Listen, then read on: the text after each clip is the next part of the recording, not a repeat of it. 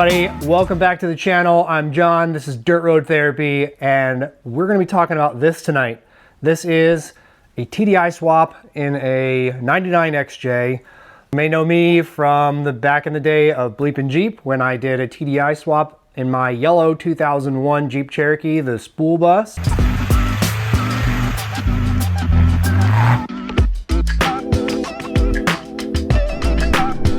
That is my primary Jeep. Not really my primary mode of transportation, but I do put a lot of miles on it. I've put probably around 70,000 miles on that Jeep now since I did the swap. I am on my second engine for reasons we'll get into a little bit, but my primary reason for this episode is to answer all of your questions about what goes into a TDI swap, why do it, is it any good, what do I need to get from a donor car if I'm doing one, what adapters are out there. We can talk about turbos a little bit, engine mods, whether they're required or whether you're fine to put a totally bone stock engine in your Jeep and start there. But really, I'll just say this and then we'll get into it. My number one favorite thing about the TDI swap is that the sky is absolutely the limit as far as the power that you want to make out of this little four banger.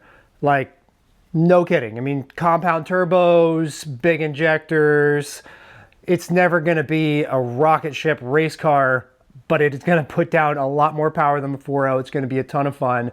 And if you like messing around with things, changing things, have at it, because the aftermarket support for the TDI, the 1.9s and the 2 liters is just absolutely crazy, and a lot of it's available within a reasonable amount of shipping from Canada, from stuff here in the United States, and plenty more stuff overseas as well. So we'll talk about why I chose the 1.9, but really I want to talk about the questions that you guys have all been asking me for years now about the swap. Is this a common swap? If you join any of the Facebook groups like TDI swaps or TDI swap trucks or any other TDI swap group that you might find on the internet, you'll find it's pretty common now. People have engine swapped all kinds of things into these, and I would say the TDI swap into the XJ or MJ platform is equally as popular to a LS. Maybe more LSs have been done, I don't really know. But I would say, as far as what I see talked about, it's right up there. So it also, again, it depends on what your goals are for the build. But I feel like my Jeep's pretty quick. Is it fast? No, it's not fast. But neither is anything that's going to be powered by this engine comparably. I mean, fast compared to, what, 800 horsepower, 1,000 horsepower? No, definitely not. But it will outrun any 4.0. I always say this, like whether you're starting from a standstill or passing on the highway, it will blow away any 4.0. I don't care. And we're talking stock 4.0, like not stroker, not turbo. I don't care how it's built. As long as it's geared properly and all that kind of stuff, this kicks its butt. And it gets probably close to double the fuel mileage. So yeah, of course you could put a 2JZ, you could put a 6 liter, 5.3, whatever, and it's probably going to outrun this. But I'm talking, if you put a 4.0, probably even a stroker, and put these neck and neck, the TDI is going to leave it in the dust. It's going to gap it.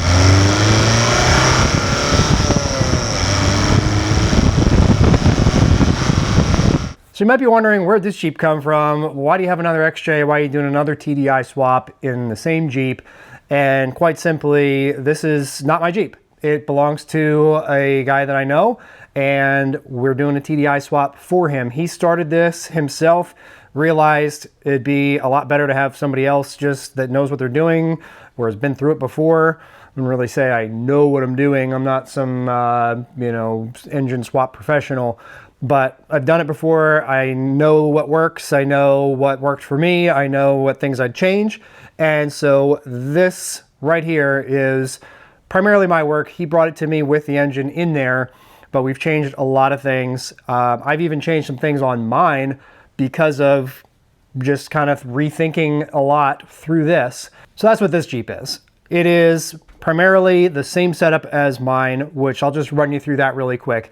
We've got a ALH 1.9 liter turbo diesel Volkswagen engine out of, you can find them in a 99 to 2003 Golf, Jetta, and the new Beetle. Lots of those cars out there. Doesn't matter if it's an automatic or a manual, there's some differences. I'm not going to get into all the nuances of what engine to get from where, and you know, whether you want this particular engine code or you want one out of a little bit newer vehicle or a little bit older. My preference would be not to go any older than really 99.5 or 2000. And that's just because of some of the wiring and nuances that you find in the ECU and things like that. But it's really, do your own research. You're going to have to come to your own conclusions about what engine works best for you and what your goals are and what you're trying to accomplish. But really, you can't go wrong with a Volkswagen 1.9 or 2.0. So the newest engines that came in like the very last, so they stopped making Volkswagen diesels in the States, at least for sure I know, in 2015. And the last year or two, I know for sure like 14 and 15 had the diesel exhaust fluid and some of that stuff. It's a different engine code than previous ones. I've owned a 2010 and a 2013. Those were great cars, tons of power, easily tunable without changing anything else. But again, I digress. Do your own research, figure out what's going to work the best for you. Basically, everything else I'm going to tell you applies generally to any Volkswagen 4-cylinder diesel.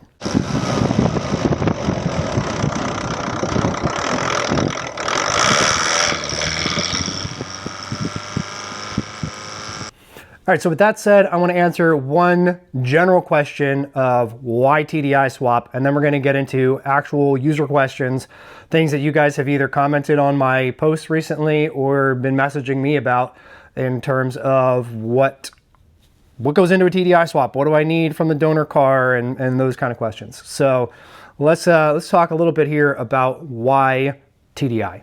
Jeep Cherokees came with the inline 6-cylinder, the 4-liter. A lot of people who just love that engine like to tell me that I messed up by pulling that out and getting rid of the, the bulletproof 4.0 and putting in some unreliable German engine. So Jeeps also did come with a 4-cylinder, though much less common here in the United States. They were available. And then of course people always like to point out, well, what about the 2.5 liter turbo diesel? That is a pretty cool engine. However, I have seen exactly one of those in the United States, and it was at a junkyard probably 20 years ago. I should have bought it. It would have been cool, but I think they wanted like $2,500 for it. It needed a lot of parts. It was right-hand drive, if I remember right. If you have access to one in another country, go for it. They might be cool, especially if you know that you can get parts for it. This engine takes up almost half the space of the 4.0. So I have a picture of me standing in the engine bay in front of this engine. And the other thing is it is 90 horsepower stock. It is torquey, almost as torquey as the 4.0 stock. And it takes almost nothing to turn these up to where you're making, 110, 120, 130 horsepower. And a little bit more, with tuned turbo injectors, you're talking easily close to 200 horsepower reliably without doing anything to the bottom end or anything internally. So that's what I mean when I say tuning potential is sky's the limit. You got tons of space in here. This engine saves about 100 pounds over the 4.0. So one of the questions that you guys had was power to weight ratio. Does it allow you to, did you net more lift by having this lighter engine in the front? And really the answer is yes, but it's not significant. So really till you add all the other stuff that this engine requires, and if you're running a winch and a heavier bumper, you're still set back a little bit from what a 4.0 would be, but it's not, like, again, it's not a significant, it's not 250 pounds lighter. These are heavy little engines. Just the block alone is bare to move around. But the great thing is that weight is further back. You don't have all that weight out in front of the front axle. As far as fitment goes, really everything works. Your only real fitment concerns are going to be turbo. I'll move you over to this side in a minute. We'll talk about exhaust real quick, but I run the Volkswagen oil filter, and that has a oil cooler built right into it. One of the problems you run into if you're trying to run a remote oil filter is then you got to run a remote oil cooler. And this is just packaged really nicely. It keeps everything in check. It's easy to do the oil changes. None of this stuff gets in the way.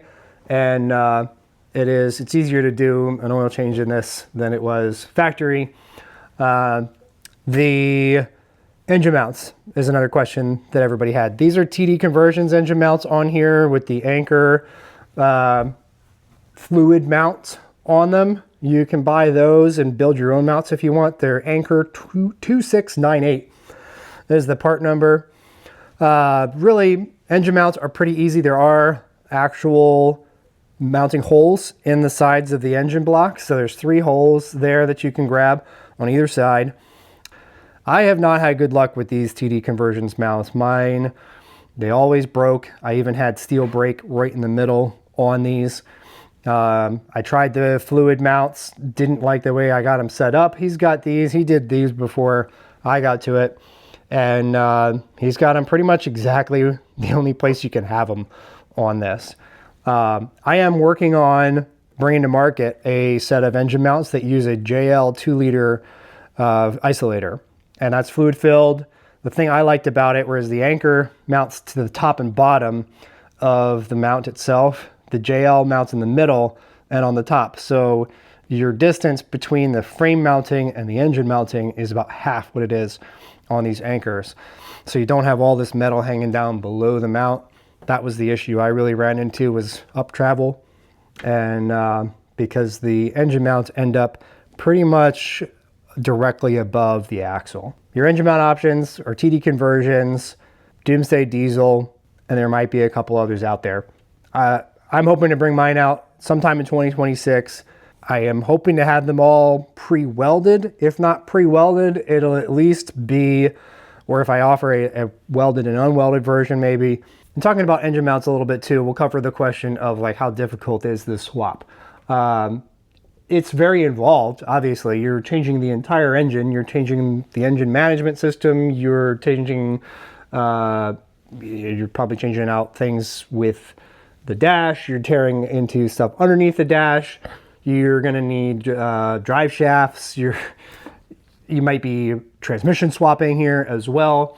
So there are so many factors that go into it, but I think the thing that would have made it significantly easier for me the first time around, and even other times around, would be the engine mounts. If the engine mounts were just bolt in and go, that would save a whole lot of guesswork. I think that's where I really kind of wasted a lot of time in my swap.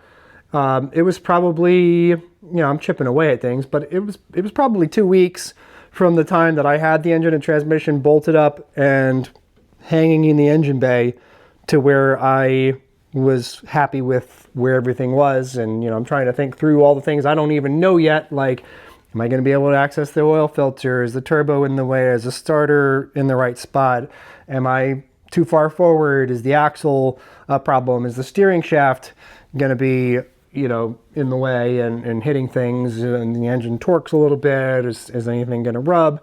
So yeah, if you can take all that guesswork out and have a bolt-in engine mount solution, at least for TDI into XJ/MJ, that would save a ton of work. And so that's my goal with my engine mounts.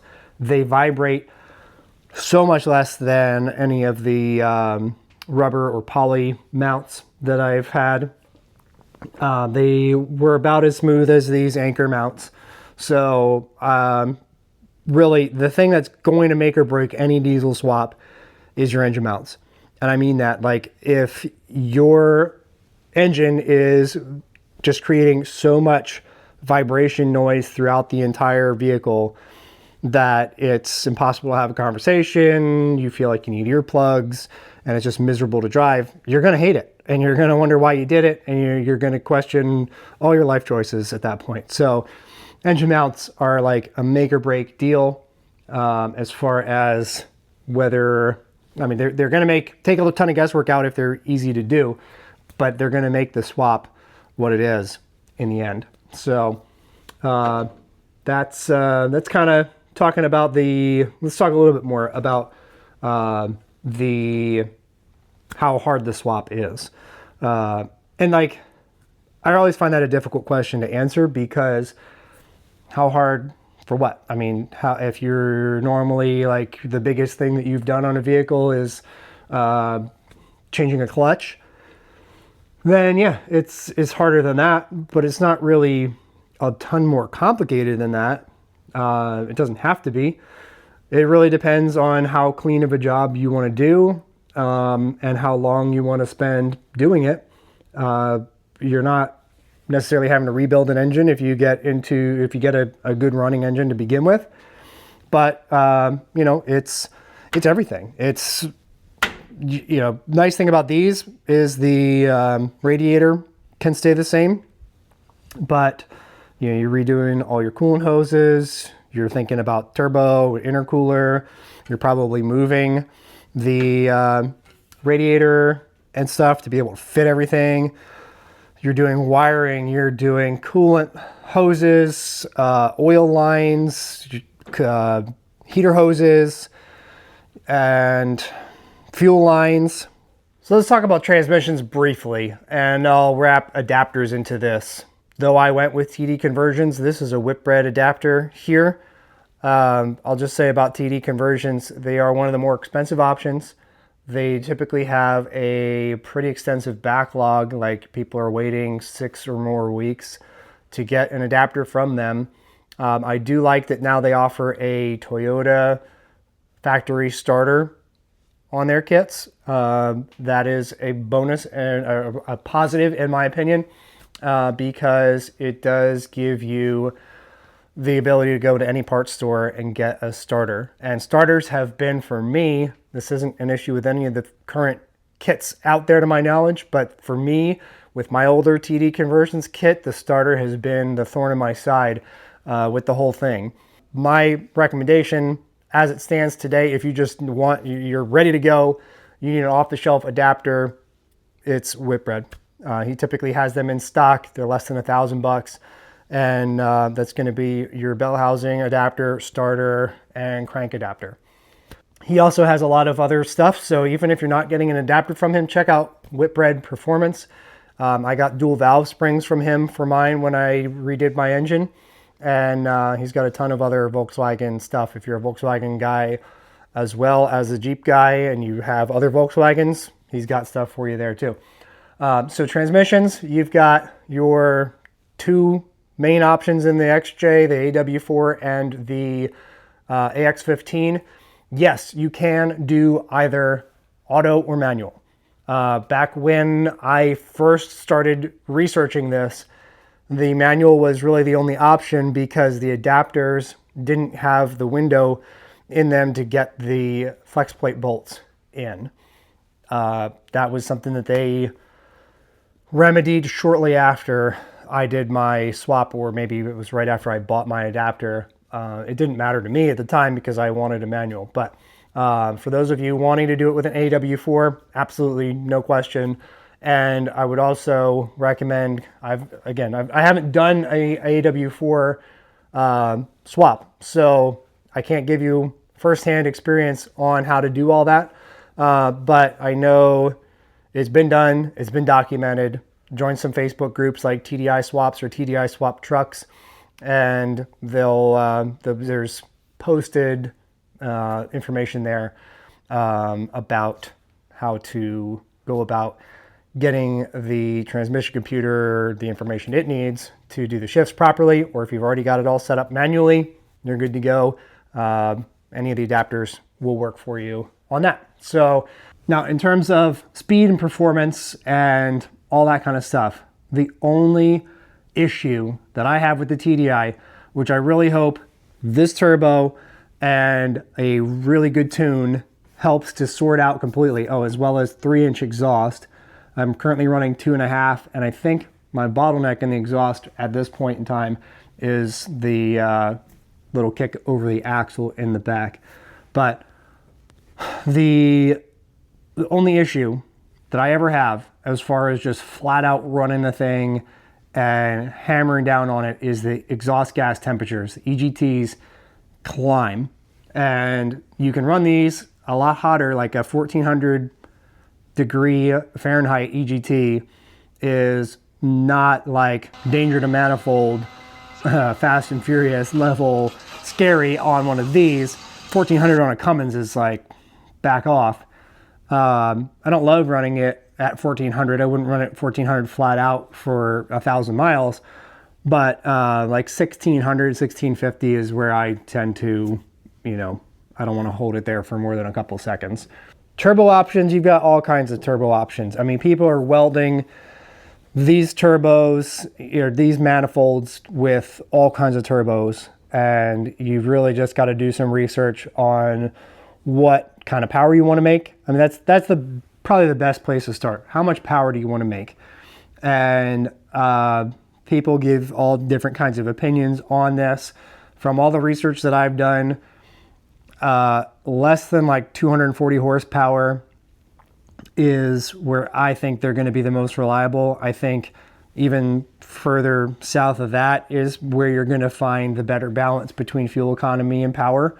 So people, you can fight me in the comments on this, and that's fine. And I can change my opinion on it too at some point when my experience begs to differ. I don't want 300 injectors. I'm running 260 injectors. Everybody that I talked to when I made that choice was saying like a 300 injector is going to be overfueling, or it's going to be not overfueling. It's going to be inefficient. That's kind of where your border is. Somewhere below that is where you're kind of able to straddle the line of fuel efficiency, reliability, and power. So I chose this turbo because I'm looking to make less than 240 horsepower, which is going to be 400 or more foot-pounds of torque. And I don't want so much torque either that I'm going to be breaking stuff. The transmission options available to you are absolutely going to handle that kind of torque as long as you're not absolutely thrashing them. So really, you're fine at that number. And at that point, you probably do want a better built bottom end. So let me talk a little bit about my engine and what happened with the first one. We'll also cover too, whether you can keep a stock engine or whether you got to do all these mods just to be able to move this thing down the road. So when I first built my Jeep, one of the goals that I had, because a lot of people told me it couldn't be done or you wouldn't want to do that, was to set out to prove whether or not a bone stock ALH 1.9 Volkswagen TDI could be put into one of these, and was it worth doing? Does it fit? So my main things were totally stock bottom end, stock turbo, stock injectors. I had, of course, like an ECU tune to turn things up a little bit, but I didn't have injector nozzles. I didn't have a bigger turbo, and I didn't have really. I mean, I think it might have been 105 horsepower or something like that. So it was basically as close to stock as you would want to get, and it did absolutely great. It was on a 30-ish inch, 30 and a half, something like that, tire for a little while. I had the factory TJ Rubicon wheels on it, so a 16-inch wheel with, I think it was like a 255 or 265 tire on there. At first I had 355 gears. Then I built it with 410 gears, and torque lockers, and I did 33s then from there, 275/70 R17, and that was fantastic. Like, if I could go back to any stage of my Jeep, I love it the way it is now, don't get me wrong. But if it was like, okay, you have to go back to any stage of your build, where would you go? I would go back to the 410s, the 33s, and when I had the turbo bumped up, injectors, stage 3 tune, which is kind of still where I'm at as far as power goes. So yeah, that's where I would go back to. That was a really, really nice balance. Still got close to 30 miles to the gallon, like 26, 27 miles to the gallon, and tons of power. It was a great setup. I stuck with an ALH block out of a 2003. I put all the European PD 150 stuff in that. So ARL was the engine code for the crank, the connecting rods. I did ASV engine code pistons. The whole bottom end of the engine is beefed up at this point. I'm running ARP head studs, and I ported the exhaust valves. When I put that back together, did valves, dual valve springs. I'm about to put a SDI cam into it, and to see if that does anything. It's supposed to be a little bit longer lift duration, I believe. So I'm hoping it helps a little bit with EGTs for, like for like, exactly where I'm at. Just change the cam, see if that helps. Power to weight ratio is definitely a little bit better because you are losing some weight with this engine and you're gaining some power. Maybe not off the bat out of the gate if you're sticking with factory turbo and stuff, but it is very, very viable to get to a point where your power to weight ratio is better with this than it was with the 4.0.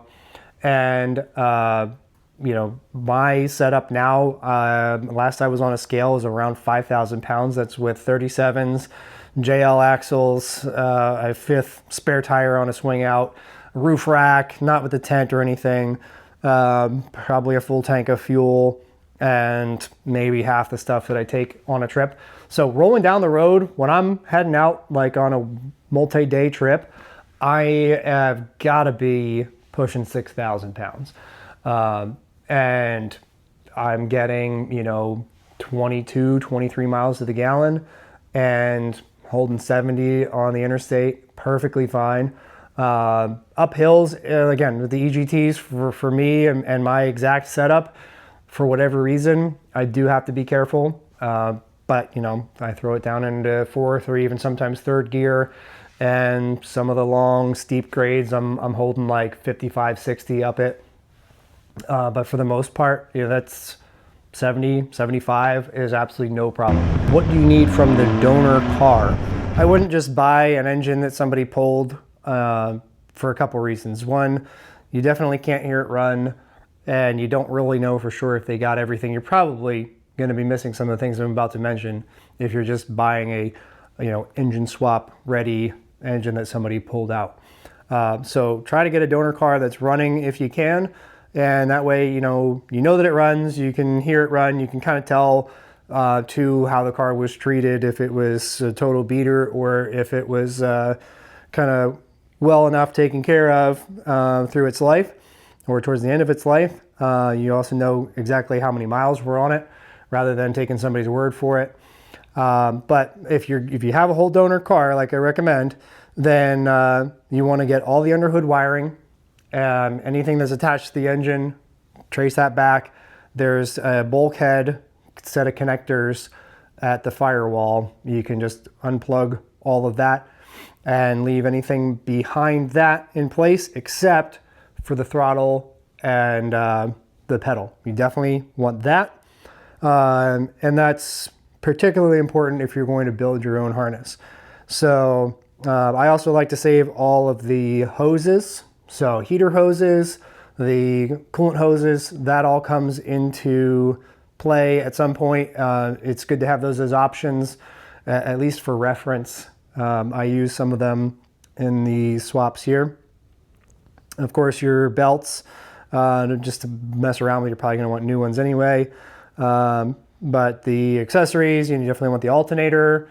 It's another thing people get kind of hung up on in these swaps, because there's one out there called Cody Built that I know when I was looking too, it was real attractive. They have this whole like truss member thing that they make that you can plug all your Jeep accessories into it and keep everything Jeep. Like as if that's some huge bonus. The alternators on these are great. They're Bosch alternators from the factory. If you got a manual, they have a higher output alternator than the automatics, but you can swap that out. And I think 140 amp is like the best factory alternator you can get. And the power steering pump is pretty much the same as a Jeep power steering pump. I put a PSC pump on mine, bolts right in to the Volkswagen bracket. The air conditioning, you probably don't want the air conditioning that came on your engine, depending on the engine, but you can get Volkswagen accessories and run air conditioning. We'll talk about that in a part 2, I think, because air conditioning is a whole other thing. And to be totally honest, I haven't fully cracked that code yet, though I've been working on it, and it's not like it's overly complicated. It's been such a back burner project for me. It can be done. I know it can be done. It's not a question of like if or, what sort of sorcery do you need to do it. It can be done. It's just not something I've gone fully through with yet. But typically on these, the engine, the AC compressor hangs real low on the engine, and it would require, I think the only person I know for sure that's done it had like 8 inches of lift. So not something I want to do for that. You do not need the starter, you don't need the flywheel or flex plate, you don't need the transmission. I've never used any of the Volkswagen fans in my setups. As far as fuel system and everything goes, go ahead and pull the factory fuel filter that's in the engine bay, but you don't need anything between the fuel filter and the tank. You might, if you're not on an ALH cars did not have a fuel pump in the tank. So don't worry about that. If you're using a different Volkswagen engine that had a fuel pump in the tank, maybe you want that, but that's up to you. Can you build your own wiring harness? I know there's people that have, and the caution I would have for you is this stuff's getting to be pretty old now, like more than 20 years old, depending on what engine that you're going with. And Volkswagen and Audi have a reputation of having brittle wiring and connectors that break. So the company that I have gone with, and you'll see some mixed reviews, my personal opinion is that Fast Forward Automotive is good to work with. He built me a new engine harness when part of mine failed at no charge. And then I said, you know what, because I had started working on this and routed some things differently, I said, can I pay for the rest of the harness and have you redo the whole thing? Because it's kind of split. There's two plugs on the engine harness. And so he was rebuilding the one side that goes to mainly the injection pump control. I paid the rest of the money to get the entire thing redone, and it's all brand new wiring, brand new connectors. I feel like when I bought mine, he said it was new stuff, but some of it was reused, probably because you couldn't get that stuff then. But I'm talking everything from what plugs into the ECU to the engine, all the plugs, all the wires, brand new.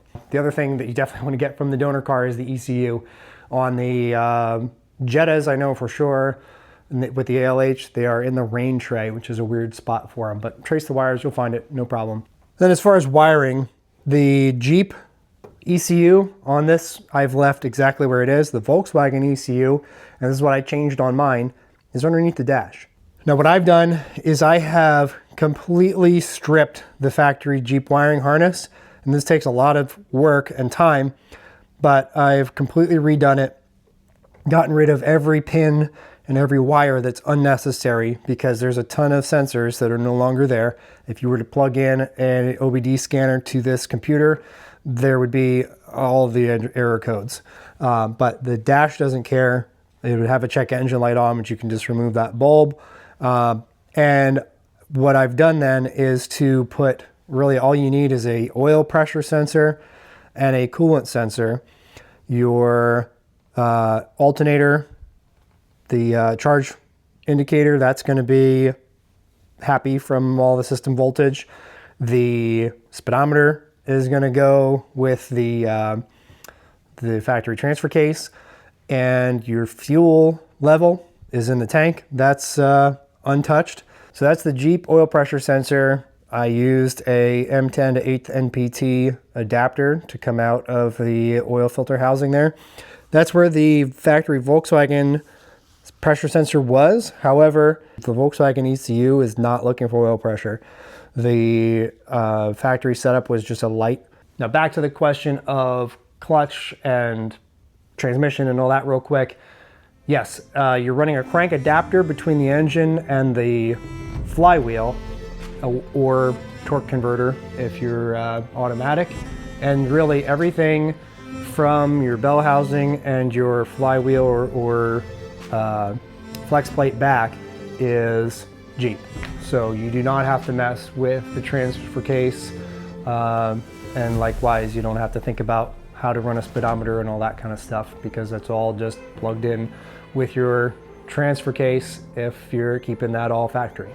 We're gonna call it there. Thanks so much for watching, guys. There's so much more that we can talk about. I think we're gonna need to do a part 2, maybe even more. We can talk more about fuel system. We didn't even talk about that. We can talk more about wiring, where we just kind of scratch the surface. Power steering, accessories, intercooler. We can talk more about turbos. If you have specific things you want to cover, leave it in the comments below.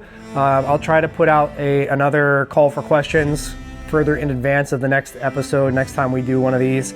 But yeah, I'd love to hear from you guys, and I hope that you enjoyed this. Let me know in the comments, and I will see you guys next time.